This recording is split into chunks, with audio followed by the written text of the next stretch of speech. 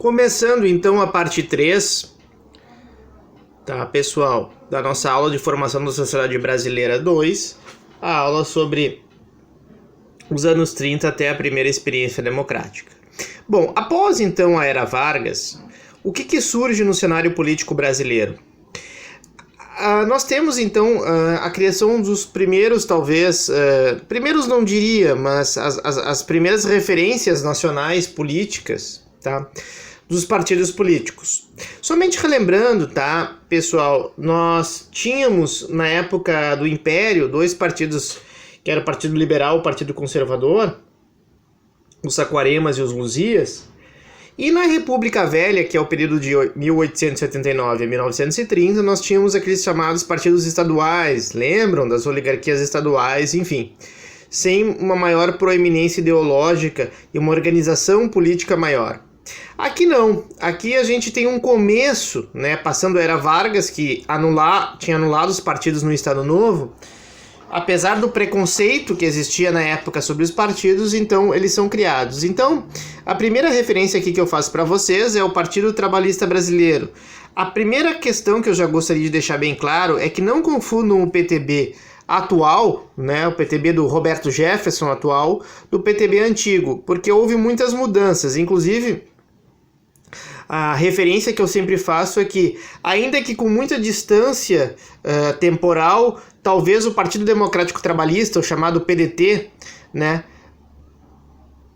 do Ciro Gomes, por exemplo, ele é mais próximo do PTB antigo do que o PTB atual, ok? Até mesmo porque a referência que se faz é que o Partido Trabalhista Brasileiro foi uma referência de esquerda, né, um partido de esquerda ou de centro-esquerda, no período entre 45 a 64. Esse partido ele é criado, o Partido Trabalhista Brasileiro, a partir do movimento queremista. O que é o movimento queremista? Vocês se lembram? É o movimento Queremos Getúlio, tá? De continuidade política e ligado também ao pessoal pelego no Ministério do Trabalho. Então, apesar de ser, digamos, um partido, digamos, de esquerda, né, teoricamente, ainda assim uma esquerda muito pelega, assim, uma esquerda muito vinculada ainda ao Estado e não tanto aos movimentos sociais de base. Ok. Depois nós temos que foi considerado talvez o maior partido durante esses 19 anos de primeira experiência democrática, que foi o Partido Social Democrático, o PSD, tá? Do JK, do Juscelino Kubitschek. Ele tem um viés conservador, ele tinha uma boa base rural, tá? Mas em geral ele também é considerado um partido de centro, apesar de talvez ser uma centro-direita, ele é considerado um partido de centro. Inclusive existe uma tese sobre esse partido que o esvaziamento, a diminuição dele esvaziou o centro político do país, né? É a tese da Lúcia Hipólito, por exemplo, quando vai discutir a questão do golpe de 64.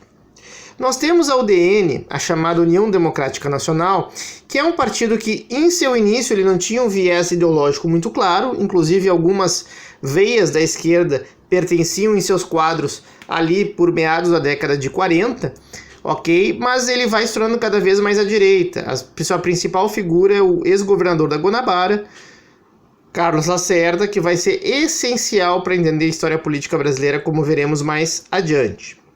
E ainda nós temos o partido mais antigo do Brasil, o Partido Comunista do Brasil, ainda naquela época, nessa designação, o PCB, o Partidão, que era um partido que foi criado, como eu já mencionei em outras aulas, em 1922, tá? E geralmente ela é colocada na ilegalidade. Neste caso, até na eleição de 1945, que elege Eurico Dutra, que era do PSD, tá? O Ieda Fiuza, tá? Faz 10% dos votos na eleição presidencial, ou seja, não é desprezível esse apoio do Partido Comunista do Brasil. Mas em 47 o Tribunal Eleitoral considera ele uma manobra, enfim, de Moscou, ou uma ala de Moscou, uma interferência na soberania brasileira, algo nesse sentido, mas como uma desculpa, talvez, provavelmente, e caça. Então, a maior parte da história do Partido Comunista do Brasil, né, e depois vai haver a fusão entre o PCB e o PCdoB, um pouco mais tardiamente, tá, é uma história de ilegalidade. Ele só vem ter uma continuidade democrática a partir da década de 80, ok, pessoal? Então é o partido mais antigo do Brasil. Esse período, que é chamado um período populista, né, dentro da historiografia brasileira, ele abrange então um período bem instável, tá? Ele é bem complicado aqui, tá, pessoal? Então essa primeira experiência democrática brasileira já vai demonstrar algumas dificuldades que nós, ao longo depois das discussões ao longo do semestre, nós iremos realizar. Então nós começamos com o presidente Eurico Dutra, entre 46 a 51, ok? Presidente de perfil mais conservador, etc.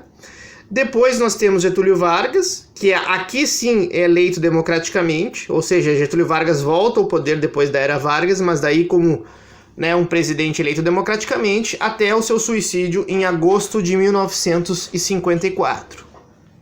A famosa carta ao povo brasileiro, né, que deixa de testamento, carta-testamento do Getúlio. Depois nós temos um período ali um pouco conturbado após a morte de Getúlio, mas uma retomada democrática com a eleição de Juscelino Kubitschek, eleição que não foi tão fácil, já teve tentativas de golpe e de interrupção do sistema democrático já no governo JK, coisa que às vezes não lembram, né, alguns que defendem o regime militar. E outro é o Jânio Quadros, que teve um governo de apenas 7 meses, né, em 61, e que dá origem então a crise que depois, na aula sequente, nós vamos falar um pouco mais, que leva ao golpe de 64. Ok.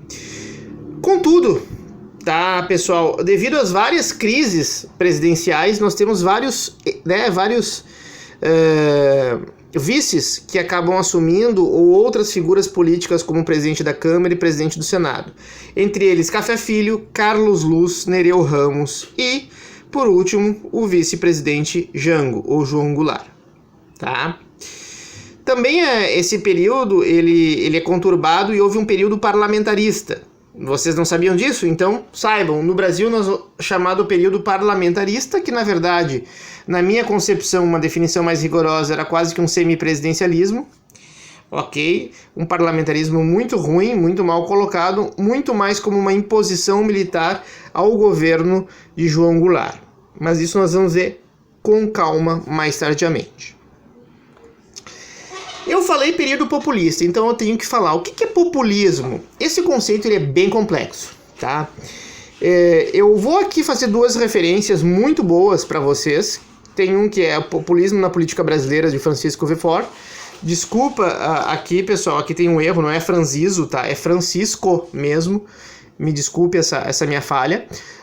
Vefort, tá? Que é um dos principais influências intelectuais aí da ciência política brasileira, e também um cientista político argentino muito conhecido, tá? Ernesto Laclau, que tem o livro A Razão Populista. Inclusive esse livro eu li, é um livro bastante complexo, bastante difícil, uma linguagem um pouco hermética, mas que de certa forma faz algumas referências, tá? Mais gerais. E aqui eu não quero entrar no debate mais específico, quem tiver interesse procure essas referências, mas algumas coisas a gente pode dizer que são, né, claras a referência do populismo. Primeiro, uma dominação carismática weberiana.